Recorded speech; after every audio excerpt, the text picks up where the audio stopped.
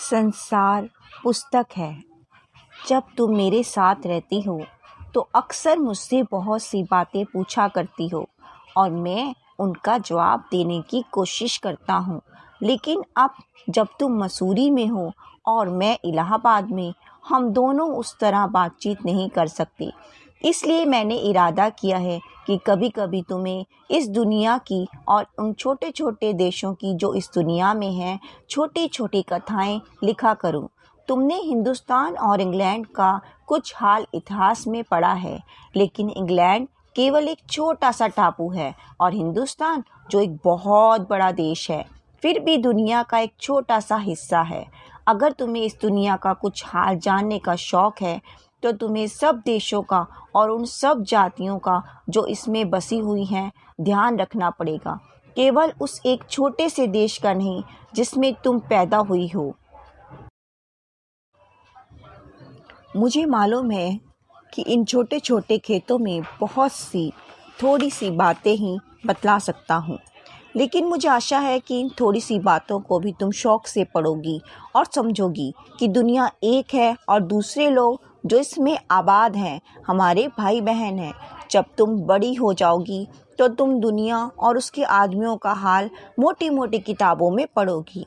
उसमें तुम्हें जितना आनंद मिलेगा उतना किसी कहानी या उपन्यास में भी ना मिला होगा।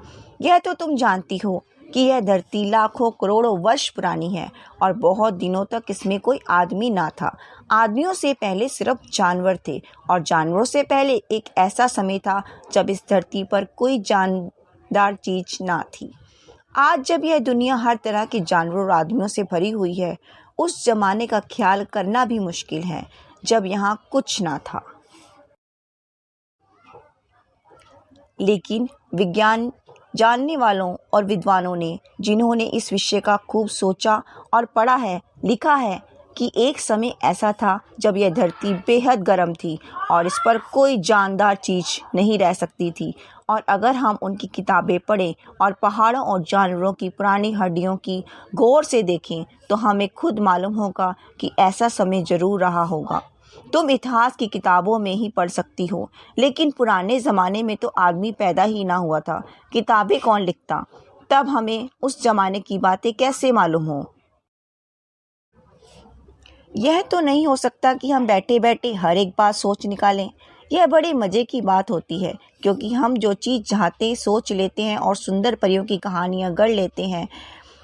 लेकिन जो कहानी किसी बात को देखे बिना ही गढ़ ली जाए वह ठीक कैसे हो सकती है? लेकिन खुशी की बात कि उस पुराने ज़माने की लिखी हुई किताबें ना होने पर भी कुछ ऐसी चीज़ें हैं जिनमें हमें उतनी ही बातें मालूम होती हैं जितनी किसी किताब से होती हैं।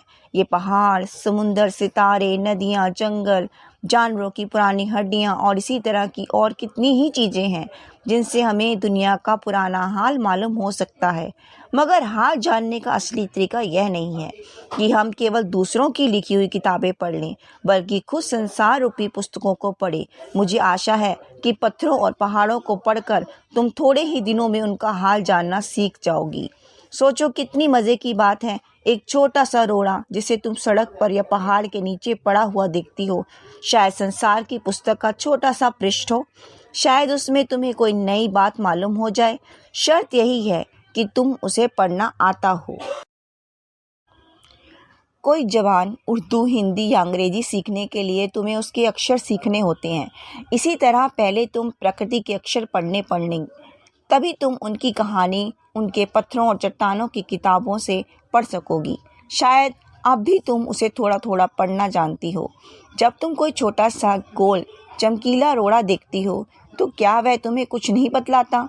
यह कैसा गोल, चिकना और चमकीला हो गया और उसके खुरदरे किनारे या कोने क्या हुए? अगर तुम किसी बड़ी चट्टान को तोड़कर टुकड़े टुकड़े कर डालो तो हर एक टुकड़ा खुरदरा और नुकीला होगा। यह गोल चिकने रोड़े की तरह बिल्कुल नहीं होता। फिर यह रोड़ा कैसे इतना चमकीला, चिकना और गोल हो गया? अगर तुम्हारी आंखें देखें और कान सुने तो तुम उसी के मुंह में उसकी कहानी सुन सकती हो।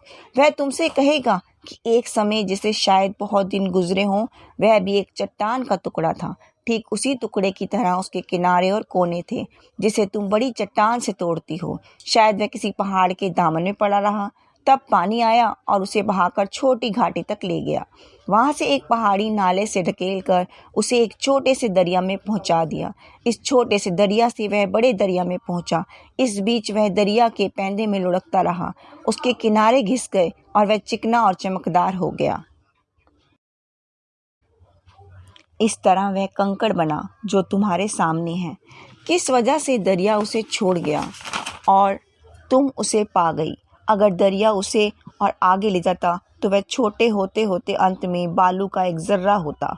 समुद्र के किनारे अपने भाइयों से जा मिलता, जहाँ एक सुंदर बालू का किनारा बन जाता जिस पर छोटे छोटे बच्चे खेलते और बालू के घरौंदे बनाते। अगर एक छोटा सा रोड़ा तुम्हें इतनी बातें बता सकता है तो पहाड़ों और दूसरी चीज़ों से जो हमारे चारों तरफ है हमें और कितनी बातें मालूम हो सकती हैं।